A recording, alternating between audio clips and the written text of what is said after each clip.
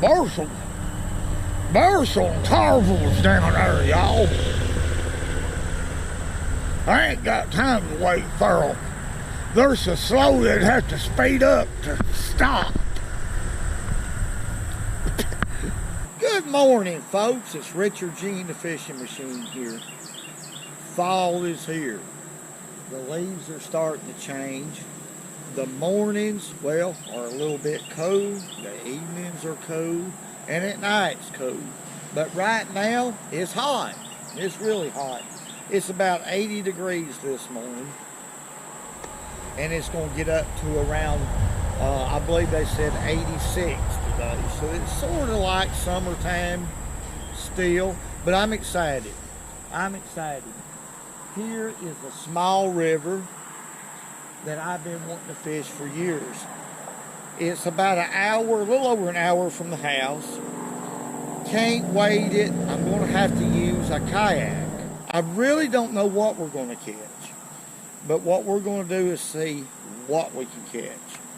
And it's that simple. Exploring is second to none. The water's not really super clear, so I may use dark baits.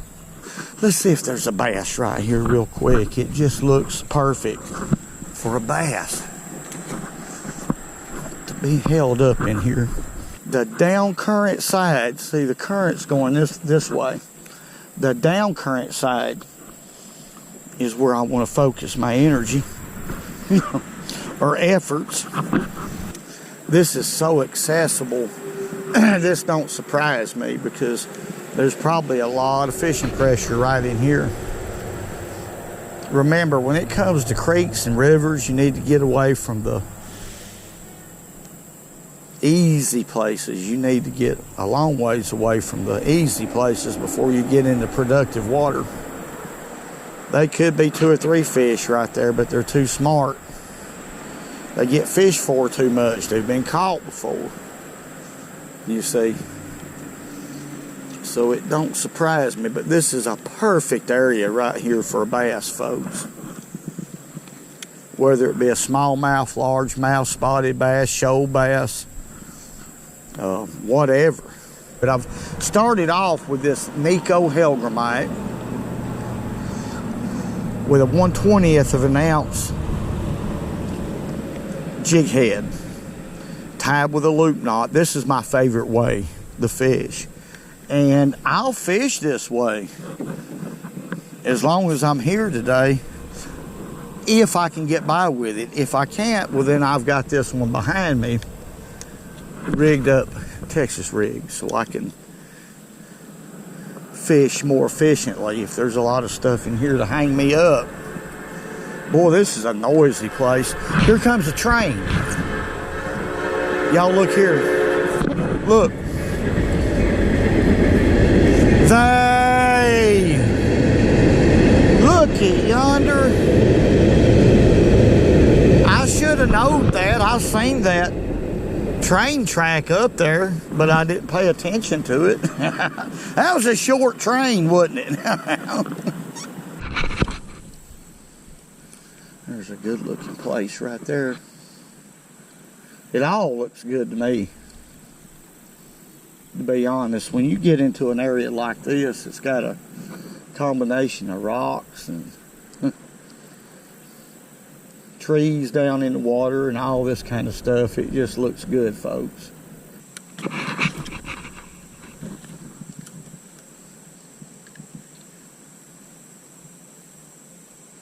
There's a fish. There's fish, folks. Pretty good one, too. He's pulling my kayak.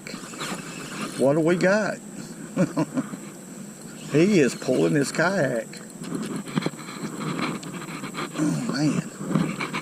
First fish of the day, of the morning. What do we got? Boy, he's pulling. What we got? Looky here. Oh, my goodness. Y'all ain't gonna believe this. Well, yeah, you will too. It is a big channel cat. Big old channel cat. How did it get tangled up in that? That was floating. Get this loosed. Their old mouth is like wet leather, so he's stuck. Get him out here where y'all can see him. Look how big that fish is. I knew it wasn't a bass. What I thought was bowfin, because I've heard there's some in here. And it's been years since I've caught them. I caught a lot of them in Florida, but not here in Alabama. Okay, let's get him in here. There he goes. Didn't bring my net again, so I had to do it that way. Okay, there's the first fish of the day, folks. Let me paddle out here so y'all can see him. I'm not for sure y'all can see him, so we need to do something about that. We'll get out here in the sunlight. That fish was very close to the bank, right there, and he eat that Nico Helgramite without any trouble. Okay, first fish. Too far from the bridge. Y'all see the bridge? Pretty good ways, but not very far. I expect more bites the further away that I get away from the bridge. So there's one species, a channel cat. Okay, let's just keep fishing down through here. I'm going to focus on these shades, and y'all can look down this bank right here. It's hard to say where a bass is going to be and where he's not going to be. When it looks this good, those fish could be anywhere.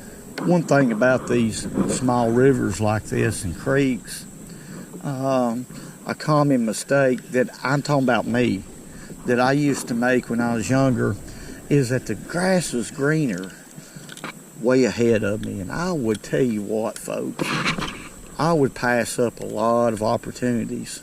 Fish objects that looked better than what I was fishing. I was never really that satisfied with what I was fishing. And that's normal. That's in a human's DNA to be that way. But now, that's where you need to start learning how to use your instincts as a fisherman, is what I'm getting at. The grass is not always greener on the other side. We learn that as we get older in a lot of different situations, especially unfamiliar water.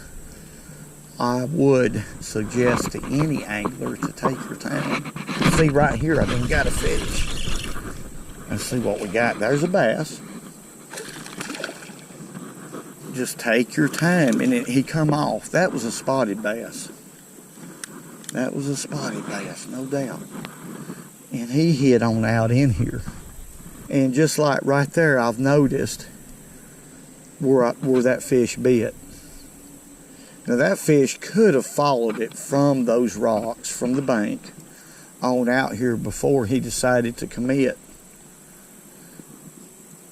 Or there was an object right in here where my bait is right now. That's about where he bit,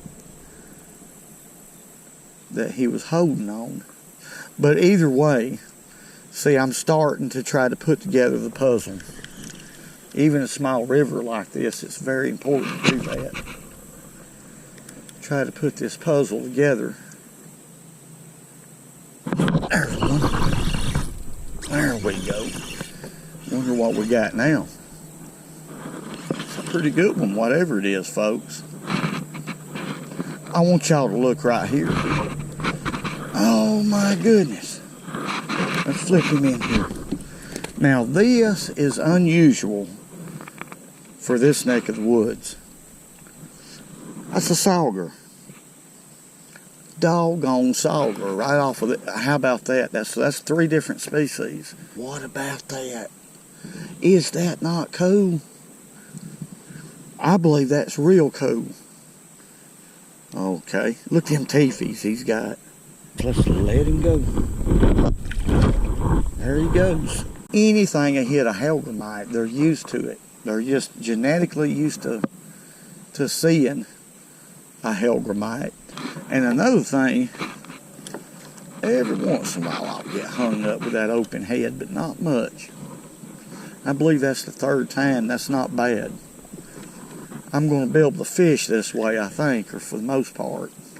The current is coming towards us, so I'm making cast into the current, and the bait's coming down in a natural way. That's another plus, folks. It's just a big plus. If you can do that, if you can get by with doing that, whether you're wading or in a kayak, it's a good deal. Of course, there's situations where the current's too strong and you can't do that. That's where you have to make float trips. But if you have a slow current like this, you can really fish much more efficiently.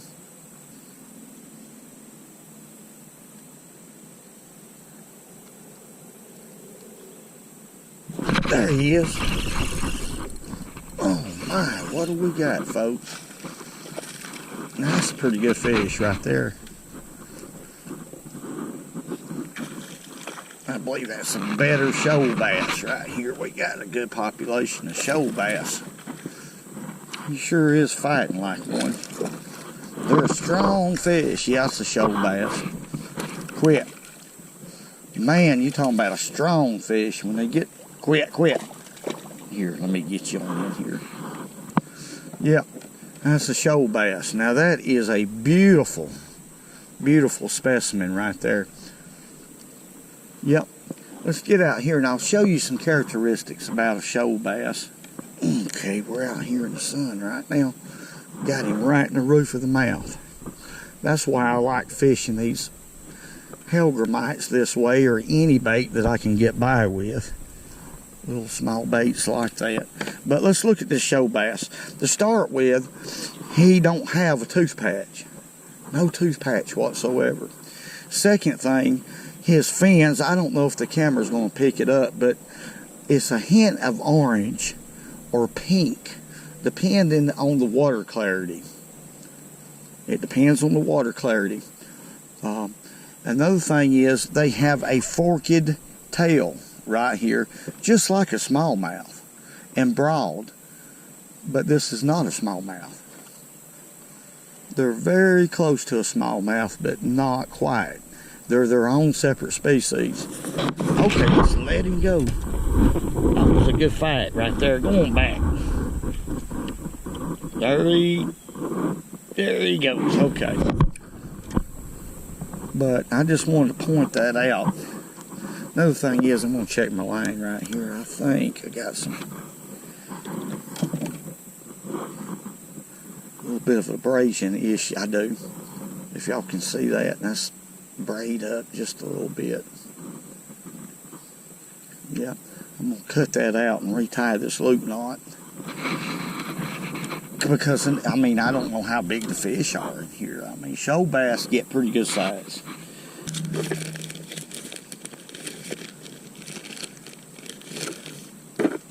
Alright, folks, being that we got, I retied my loop knot, by the way. Always check your knots. I mean, especially in a rocky creek, river like this. But this is the Galaxy Nico hellgrammite that I'm catching them on right now.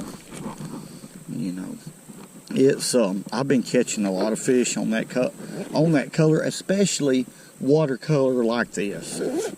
It's sort of dingy. That and the black one, the obsidian color, those I've been really catching a lot of fish on those two colors, because you know those kind of colors naturally will show off where the fish will see them a lot better. Darker colors like that and off-colored water like this. Of course, they work in clear water too, because that's hellgrammite is naturally a dark colored dude anyway, as y'all know. But we're gonna go ahead and we need to get back up yonder.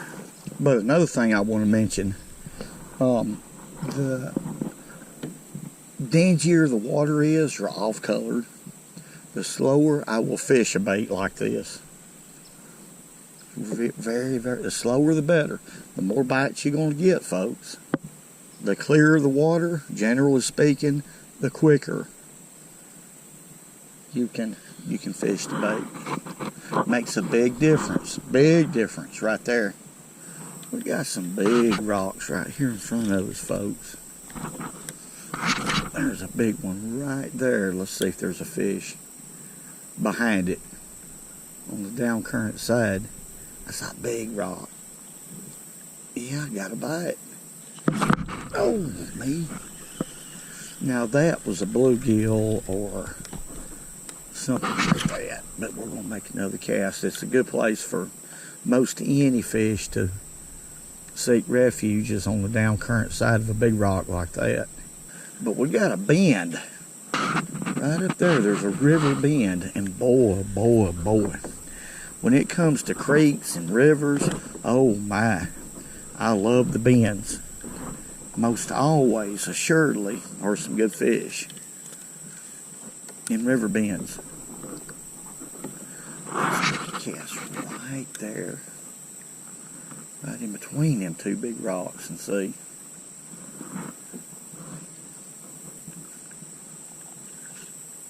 There's one. See what we got. Here we go. Here's a different species, folks. Rock bass. Yep, we got some clean water here. Look at there.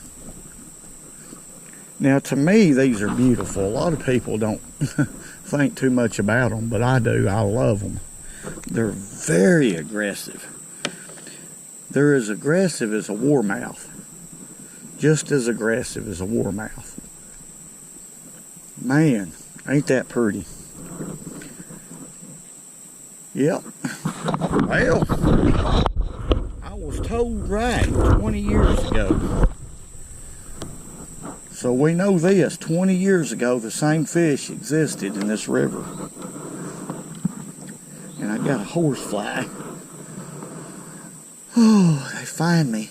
Let's catch another. Let's catch another fish. It's about catching another fish. Whoa! There's a lot of y'all don't understand that. Some of you do. Well, and some of you don't. Those who don't, I apologize. Those who do, well, there's no apology needed. Let's catch another. Ooh, I'm going to catch another. There's no doubt about it. In my mind, I will endeavor to persevere.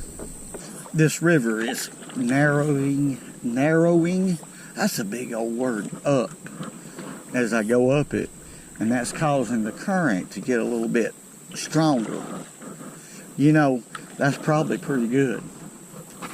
That's probably a good deal.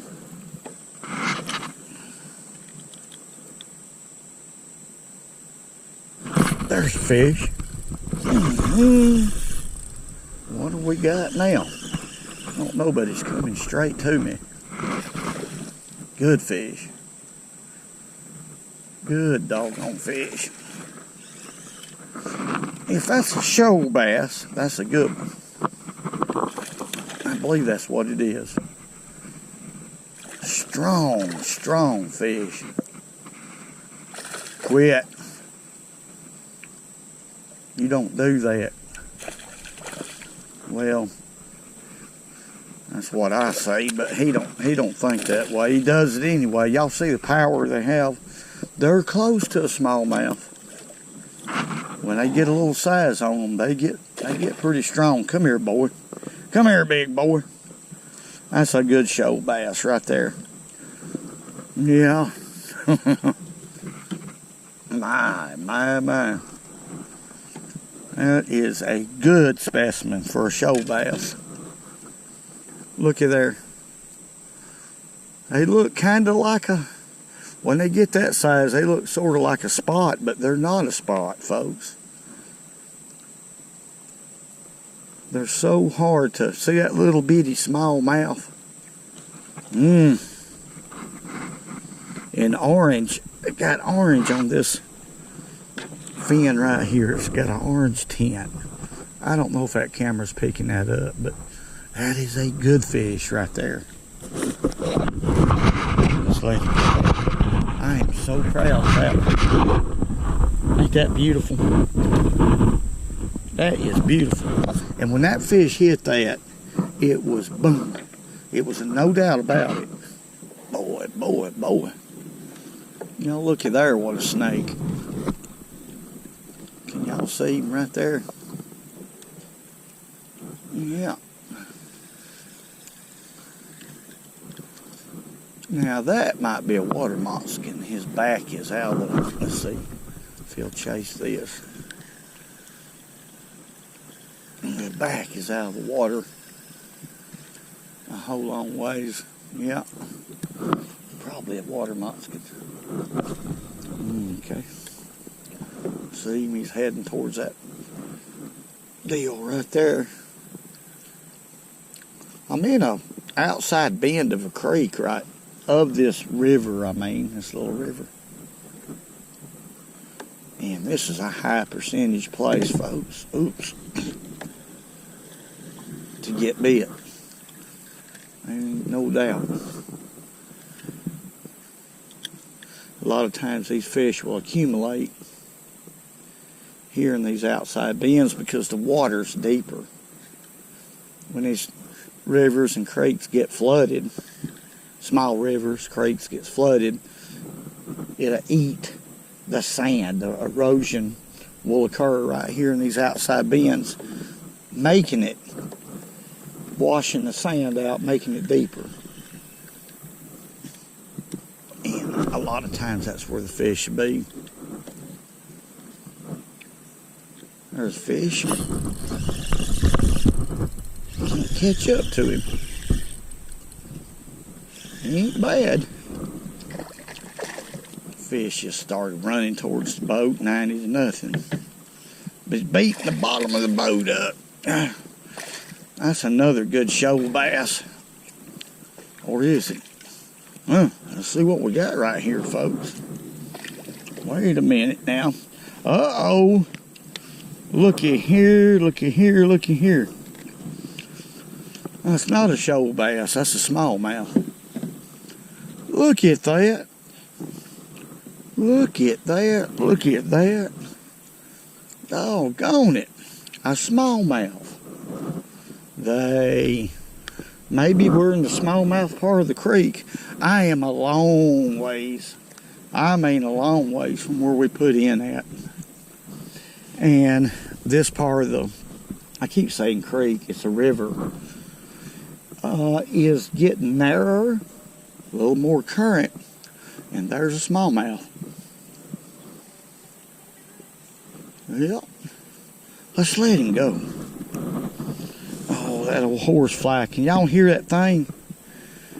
They're bad in the fall here. I'm not kidding. They will eat you up. I'm talking about. They don't care. Let's let this jaw go right here. Look how brown he is. Brown fish. Go on back, boy. Look at that darn thing. Get out of here. That's a big one, too. They'll get you on the neck and you'll have the biggest old whelp you ever seen in your life. And they just keep attacking. Dead gone thing. I tell you what, I'm surprised how diverse this little river right here is. I mean, I've been wanting to get into it for a long time and finally got around to it after all these years. And I'm surprised that, like I said, how diverse it is. But the water temperature is falling. It's not going to be too long to these little rivers like that here in the south. And creeks are not going to be very productive any longer. That's the way it is here in these creeks where I live anyway. But the water temperature is falling, so it's getting colder. So I had to fish a little slower than normal to get these bites, but we did get them. And I feel like, well, the Lord has blessed me once again. He blesses us every day, folks, every single day. I want to say God bless each and every one of y'all. Thank y'all for watching. All the great comments, everything y'all do for this channel is appreciated. Hey. Oh my goodness. And remember, go fishing when you can, for all this good birdie.